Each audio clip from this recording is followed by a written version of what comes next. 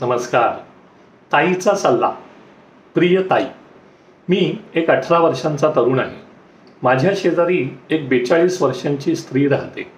गेल्या आठवड्यात तिने मला त्यांच्या बाथरूममधील बल्ब बदलायला म्हणून तिच्या घरी बोलावलं.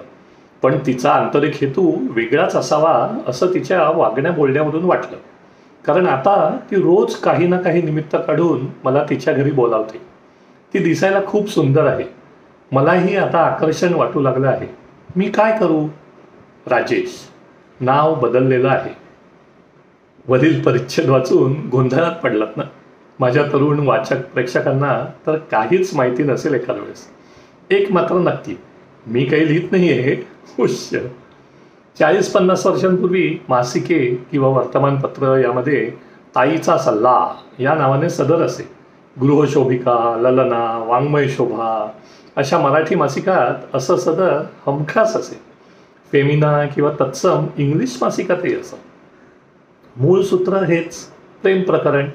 मग तरुण, वयस्कर, गरीब, श्रीमंत, मालक, नोकर अशा विविध कॉम्बिनेशनमधली प्रेम प्रकरणं आणि त्या अनुषंगाने ताईला विचारलेला सल्ला असं एकंदरीत छापलेलं असे. खरं नाव न देता कधी नुसतीच MJ अशी आद्याक्षरं किंवा मी वरती उदाहरण म्हणून लिहिलं तसं राजेश वगैरे नाव लिहून मग मारे कंसात नाव बदललेलं आहे असं लिहित असत. आणि अर्थात मग त्याखाली ताईचा सल्ला असे. सर्व उत्तरं ही तत्त्वज्ञान वगैरे सांगणारी असत. प्रेम हे किती उदात्त भावना आहे, शारीरिक आकर्षण तात्पुरतं असतं, असं काय काय. अनेकदा प्रश्न आणि उत्तरं स्वतः ती ताईच म्हणजे जो कोणी लेखक आहे तोच लिहित असे, सदर चालवण्यासाठी म्हणून असंही म्हटलं जाईल. जे काय असेल ते. पौगंडावस्था किंवा तरुण वयात ही अशी सदरं वाचताना सुद्धा उगाच गुदगुल्या मात्र होत असत. मग एकदा शेजारच्या काकूंना मी तुमच्या बाथरूममधला बल्ब बदलायचा आहे का असंही विचारलं होतं. काकू पण तेच मासिकच वाचायच्या. त्यामुळे काकूंनी ताबडतोब ताईचा सल्ला बिल्ला वाचू नकोस, जरा अभ्यास कर धड असा मला सल्ला दिला. त्यावर FM रेडिओ नवीन असतानाची गोष्ट. मी ऑफिसमधून रात्री 11-12 वाजताही परतत असे. एकट्यानेच गाडी चालवायची. त्यात FM रेडिओची साथ. तर तिथेही चक्क हेच. त्या कार्यक्रमाचं नाव होतं लव गुरु. बाकी फॉर्मॅट तोच, ताईचा सल्ला, नवीन प्रकारे, नवीन आवरणात, उत्तरही तशीच, प्रेम किती उदात्त वगैरे. एक मात्र खरं, माणूस आहे तोपर्यंत हे असं प्रेम प्रकरणं असं सगळं सुरू राहणार.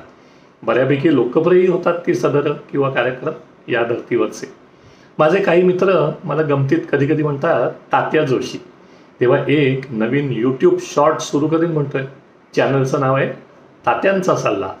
करताय ना लाईक, शेअर, सबस्क्राईब. मिजो. असाच एक तात्यांचा सल्ला दिवस 2025. आजचा बोनस. तात्यांचा सल्ला चॅनल वगैरे उगाच शोधत बसू नका, ते आपलं गमतीत लिहिलं मी. बोनस म्हणून आहे एक हिंदी गाणं. तेच प्रेमविषयक तत्त्वज्ञान सांगणारं. प्यार को प्यार ही रहने दो, कोई नाम न दो.